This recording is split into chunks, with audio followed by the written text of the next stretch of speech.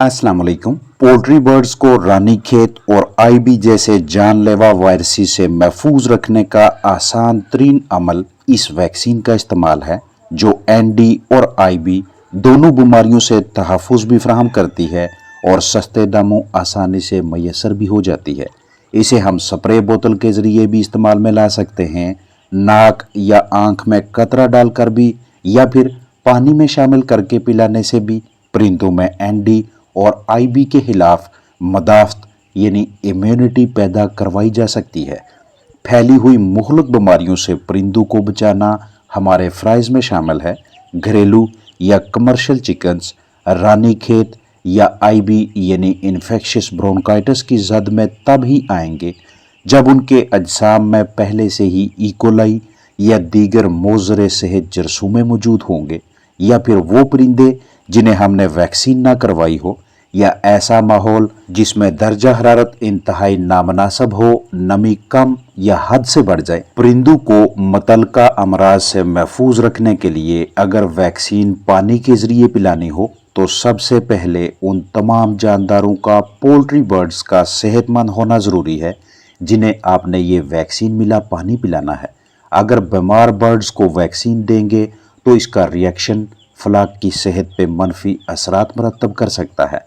मिसाल है, आप रानीखेत या आईबी बीमारी से तहफ़्फ़ुज़ की खातिर वैक्सीन पिलाना चाहते हैं तो आपके पास ताज़ा वैक्सीन जिसमें खुश्क जमी हुई वैक्सीन की टिक्की मौजूद हो और उसके साथ इनमें से कोई एक चीज़ मौजूद होनी चाहिए, या मलाई उतरा हुआ दूध, या खुश्क दूध, या डिस्टिल वाटर, या डाइलवेंट, या नीली टिक्की यानी वाकसेफ टैबलेट। इसके साथ साथ साफ ताज़ा नीम ठंडा पानी और प्लास्टिक का बर्तन दस्तयाब होना चाहिए।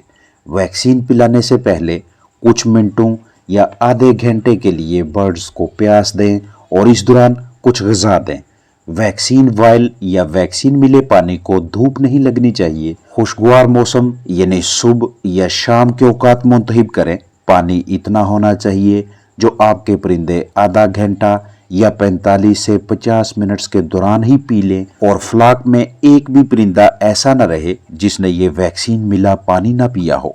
अगला पानी भरने से पहले बर्तन धो लें और विटामिन सी या ई का पानी दें अगर ये विटामिन आपके पास दस्तयाब हैं तो।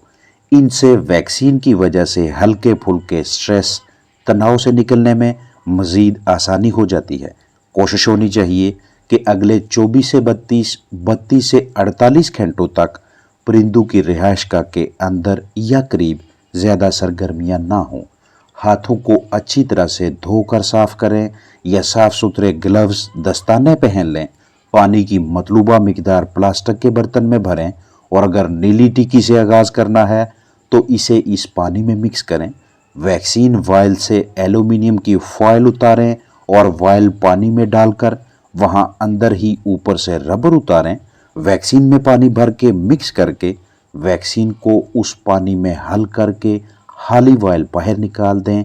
ऊपर से स्टिकर उतार कर अपने पास बतौर रिकॉर्ड रखें और खाली वायल जला दें। और अगर गैर जिम्मेदारी बेहतियाती की वजह से आपका फ्लाक वायरसेस की जद में आ जाए, आप जैसे ही आईबी वगैरह जैसे मर्ज में मुब्तला बर्ड को देखें तो सबसे पहले अपनी जरासीम कुशी करके उसे दीगर नॉर्मल परिंदों से अलग करें और ऐसे माहौल में रखें जहां नॉर्मल माहौल की निस्बत 1 से 2 डिग्री सेल्सियस ज़्यादा दर्जा हरारत फराहम किया जा सके। यानी पहले जहां मुतासरा परिंदा मौजूद था उधर अगर टेम्परेचर 27 से 28 डिग्री सेल्सियस था तो अब इसे 29 से 30 डिग्री सेल्सियस दर्जा हरारत मुहैया किया जाए।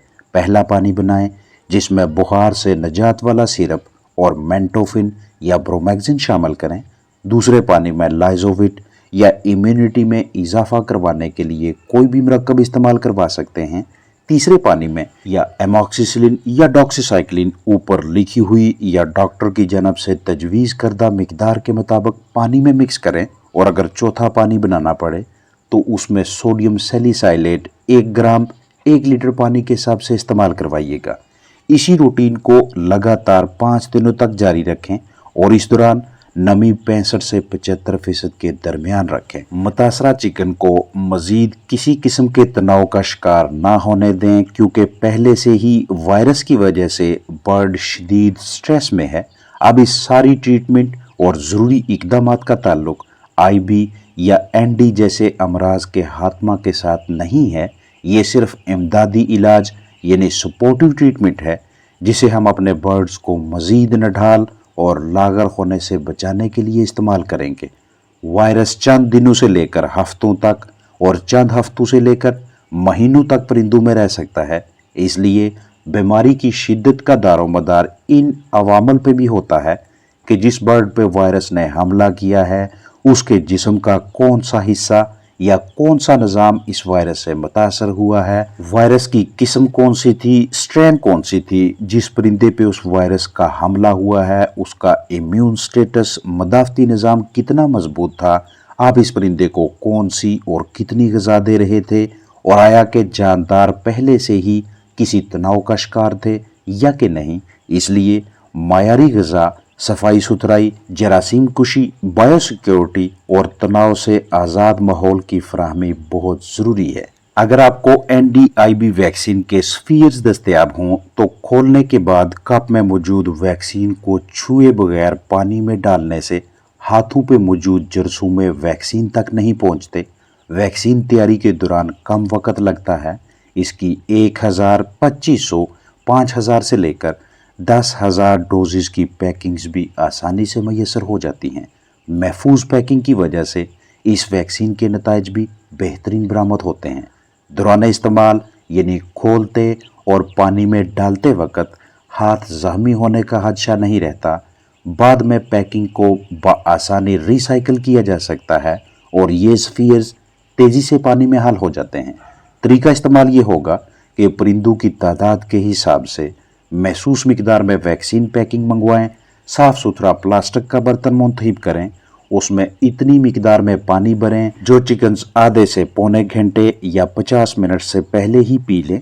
पानी निस्बतन ठंडा होना चाहिए। स्फीरियन कप की सील खोलें और इस तरतीब से वैक्सीन पानी में डालें। वैक्सीन सोल्यूशन को हिलाएं, शेक करें और जानदारों को पिलाएं। अगर आपको चंद घंटों या कुछ दिनों के लिए वैक्सीन की ज़हीरा अंदोज़ी करनी पड़े तो दर्जा हरारत 2 डिग्री सेल्सियस से लेकर 8 डिग्री सेल्सियस के दरमियान रखें। कप पहले से ही खुला हुआ हो तो वैक्सीन इस्तेमाल ना करें। अगर वैक्सीन स्फीयर्स पानी में हल ना हों बल्कि तैरते रहें तब भी ये वैक्सीन जानदारों को ना पिलाएं।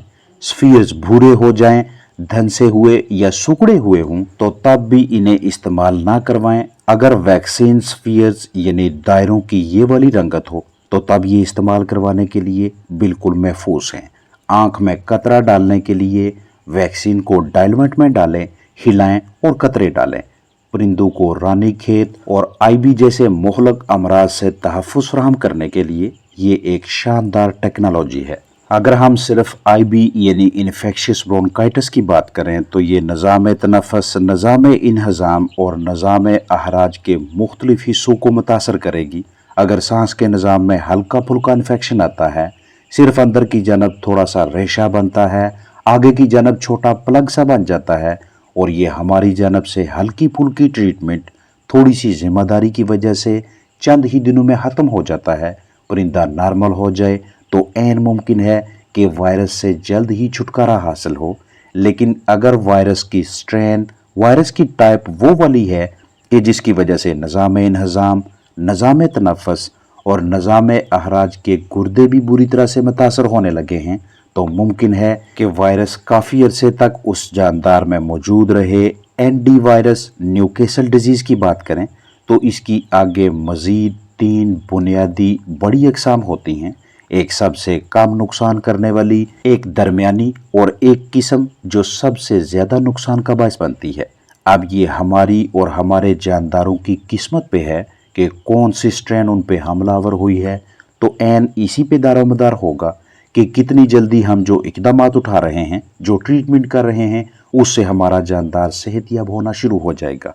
अगर चिकन्स की इम्यूनिटी अच्छी थी, मदाफ़ती निज़ाम ज़बरदस्त किस्म का था, चाहे ग़िज़ा के ज़रिए इम्यून सिस्टम मजबूत रखा गया या अच्छा माहौल फ्राहम करके, तो वायरस से जल्द ही निजात मिल जाएगी। अगर आपके परिंदे अपने जिस्मानी वज़न और उम्र के हिसाब से ग़िज़ा मुकम्मल मिकदार में खा रहे हैं तो ऐसी सूरत हाल में जानदार किसी भी वजह से मुतासर हो जाए تو انہیں ریکور کرنا، ٹھیک کرنا، صحت یاب کرنا نسبتاً آسان رہتا ہے بنسبت ان پرندوں کے جو پہلے سے ہی غذا بہت کم کھا رہے تھے، غذائیت کی کمی کا شکار تھے، کسی نہ کسی تناؤ سٹریس کی زد میں تھے، ان کے اجسام میں ایکولائی، مائکوپلازما اور دیگر بیکٹیریا کی وجہ سے پہلے سے ہی اندر مختلف اعضاء، مختلف ٹیشوز، نظام متاثر ہونا شروع ہو گئے تھے، اور پھر اس کے بعد رانی کھیت یا آئی بی جیسے وائرسز نے حملہ کیا، اٹیک کیا۔ اپنا خیال رکھیں۔